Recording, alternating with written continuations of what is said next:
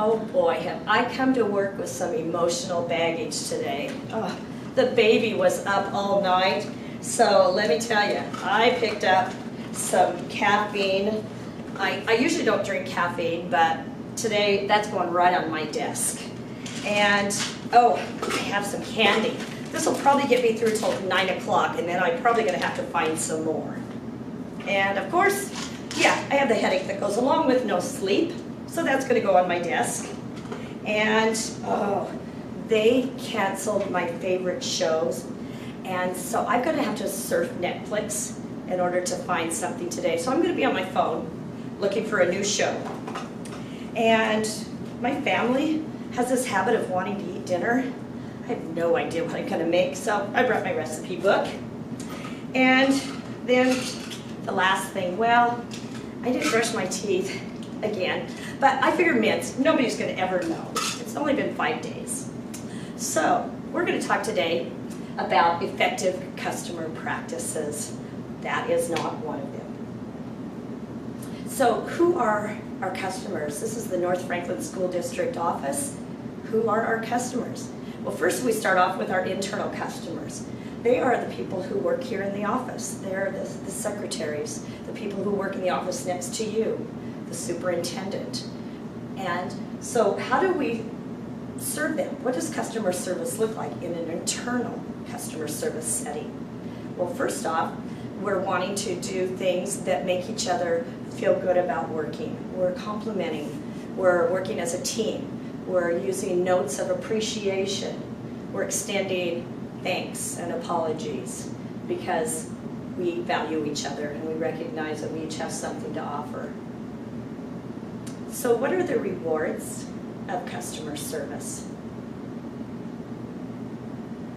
Well, as you can see, this is a pretty happy group.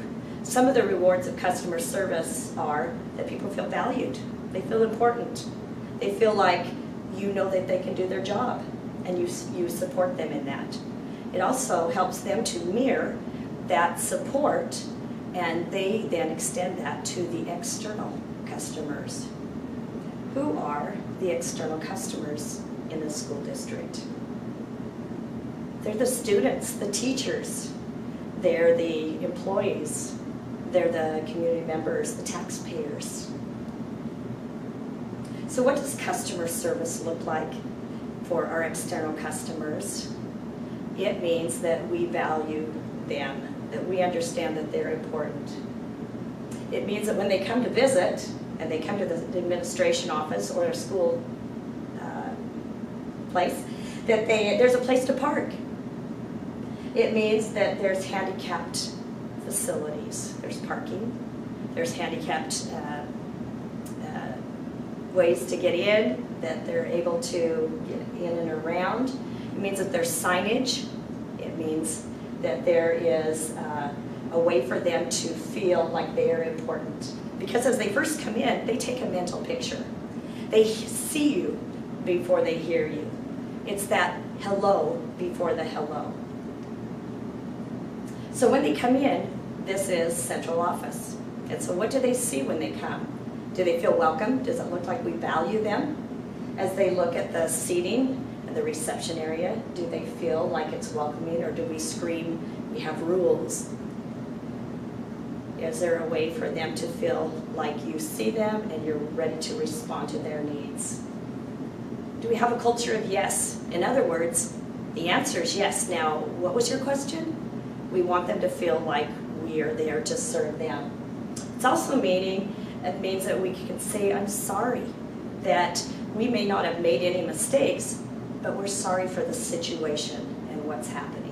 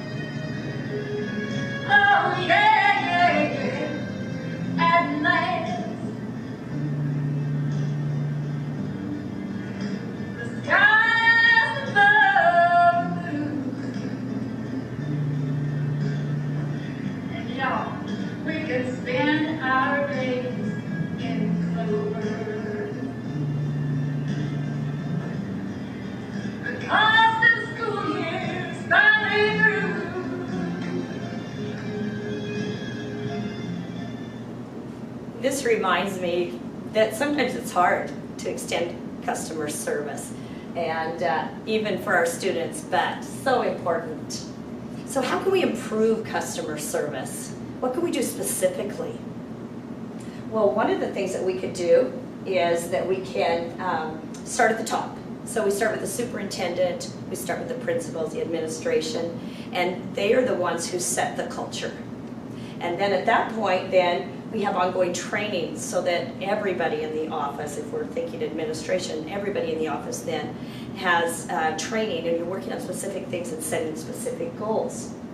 There's also the first contact resolution culture, and that is that the first person who interacts with a customer then is the one who will help resolve their concern. They will make sure that the person that customer needs to talk to, they make sure that it's followed through. And then you leave your emotional baggage at the door. Even though we all have it, it's really important that the customer becomes our focus when we're at work. It's also professional appearance, and it's also habits that we have at our desk and in our work area. So this is important. So the statistics are that 4% of people out of that 100% will complain. And of those dissatisfied customers, they'll tell about 10 people what they think. And of those, 13% are going to tell 20 others. So the statistics grow. Conversely, happy customers will tell somewhere between 3 and 5 people. So you can see that we have a ratio of 4 to 1. So super important that we take care of our customers so that everyone leaves feeling like we heard them, we understand, and we've resolved their concerns as best we can. So the other thing is that when I was going to school, there really weren't very many educational choices. You went to school or you didn't go to school. Now you can go to public school, charter school, do online education, you can homeschool, or you move. If you don't like the school, you can move. And so measuring customer service. How can we measure customer service? One really exciting way is to have a secret shopper. So that's somebody who comes to the district, and they will, unbeknownst to everybody in the office, they will interact, and then they'll come back and report. Were they greeted at the door? Did they feel like their needs were met? Did they feel like whatever their concern was, or their proposed concern was, that it was taken care of? And so the secret shopper idea is a great way to get somebody who has a very neutral view of you, and then they come in. Another thing that you could have is on the counter you could have feedback cards or surveys, and these could be done online or a hard copy. They could be done with district personnel as well as students. When an employee leaves, it could be that that's the perfect time then to have a one-on-one conversation with what have we done right for customer service and what would you suggest we could improve on.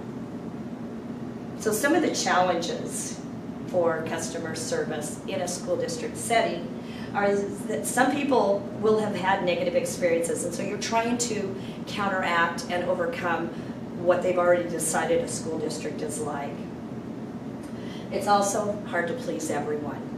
So that's kind of the way it is in every business. And it takes time and energy. And if you're having a rough day, sometimes that time and energy is the hardest. And then also because of the school district, you rely on levies and funding through public sources. You don't have a huge PR budget. But the rewards, lots and lots of rewards. So that quality reputation, that everybody knows that this is a great school district. Parents and family members in the community are very involved in your activities and as your cheerleaders. And at the ballot box, the levy and the bond pass. So we need to be creative. We need to be ourselves. Because back when I was a young mother and with children in school, I remember a culture that was very much not customer service, sadly. And so the pushback came when a levy or bond was brought before the public, that the public pushed back and did not pass that. And it didn't pass it more than once.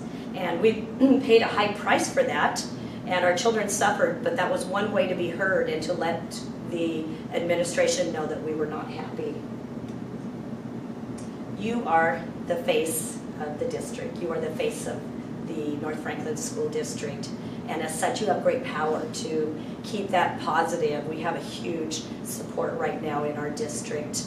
And we need to continue that as you begin that here, or continue that here in the office of the administration building. It will trickle down to the other levels, particularly with training. And so I can challenge you to do two things.